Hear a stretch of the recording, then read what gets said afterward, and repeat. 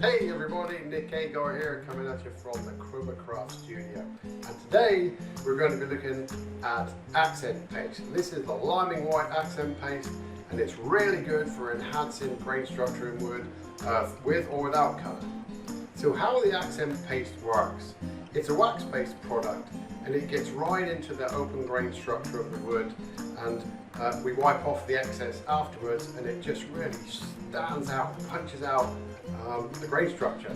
Actually, there's a piece next to me here I did some years back on an ash bowl, and you can see it's really opened up the visual aspect of being able to see the grain in the wood, kind of punches it out.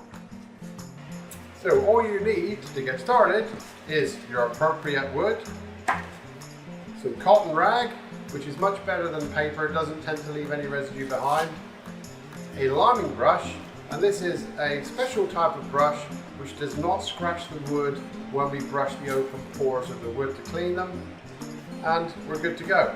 We're going to use a white liming paste today. Let's get started. The first thing we need to do is prepare the wooden surface. You can quite clearly see the grain of the wood, and it has, on a flat piece like this, it has a grain direction. So I'm going to take my liming brush and I'm going to scrub with the direction of the grain and make sure I've opened up those pores in the wooden surface. And if you look closely and you blow the dust off, then you'll be able to see the huge difference. And what that has created is these little channels, little pockets, which are going to invite the accent paste to sit inside of. So that's the first thing we need to do. So I'm using Chroma-Craft wood dye, and I've chosen to use a small piece of Scotch-Brite, but you can use a rag or a brush as your application of the dye. Whatever works for you is just fine. I want to look to get even coats all over the wooden surface, and then I'm going to wipe off any excess.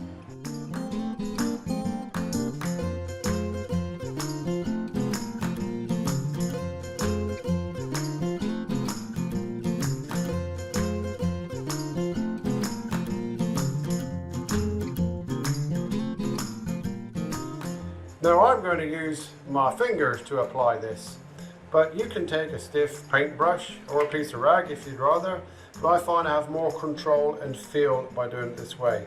Maybe a good idea to take a little bit of the liming paste or accent paste out of the jar first, put it to one side so you don't get a colourful finger going backward and forward. What I'm going to do is just run that in a slightly circular motion across that grain structure. I don't want to rub too hard, because that's going to potentially pull some of the colour back off the surface. I just want to make sure that it goes into that open grain. I'm going to work my way across. Now what I think I'm going to do on this one is actually do half of this board and show you the contrast between the piece that I've embedded the accent paste into.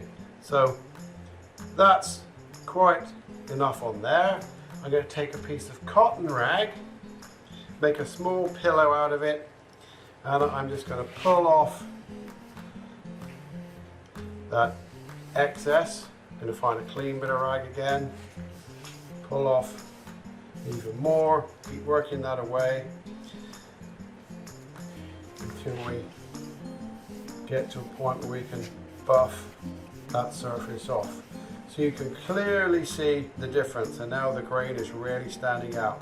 It will of course lighten the colour slightly because we're putting a white wax onto the surface. So it certainly tones the colours to a lighter pigment, but now the wood grain is really standing out perfectly for us. Give that some time to dry before you do a final buff off with your cotton cloth, and you're good to go.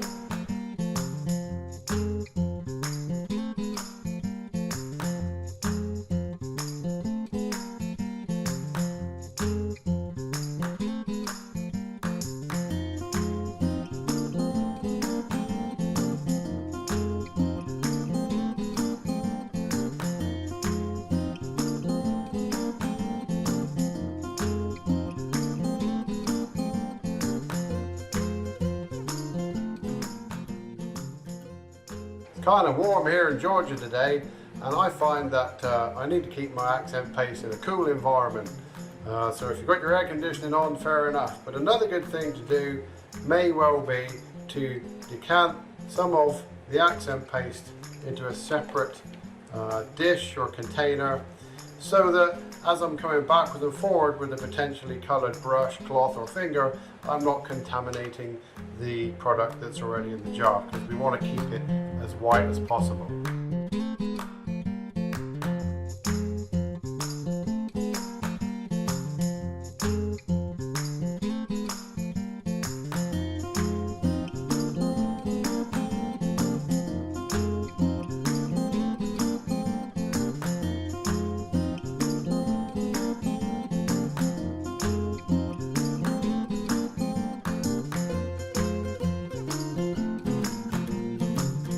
What you may choose to do is leave the dye on the surface to either slowly evaporate, or you could use a hairdryer or a fan to invite the dye to dry a little quicker.